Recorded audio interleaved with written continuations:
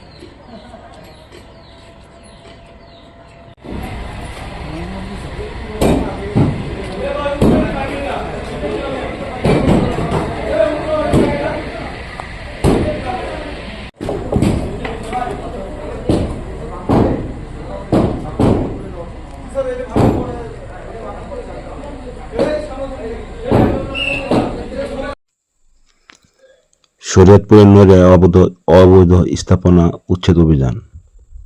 সাথে আছি আমি জিয়াউল হক টিটু। শরীয়তপুরের নড়িয়ায় কীর্তনেশ্বর নদীর পাড়ে গোলামওয়ালা সেতু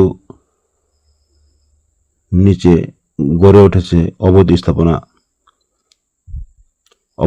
স্থাপনা উচ্ছেদ শুরু করেছে উপজেলা প্রশাসন। আজ সন্ধ্যা 7টায় উচ্ছেদ অভিযান একটি পাকা স্থাপনা অপসারণ করা হয়। অভিযান পরিচালনা করেন উপজেলা নির্বাহী অফিসার আমিনুল ইসলাম বুলবুল।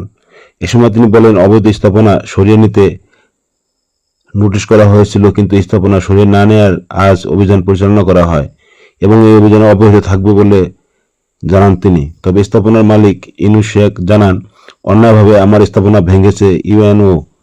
তিনি দাবি করে বলেন, নিজ জমিতে তৈরি করেছেন স্থাপনা।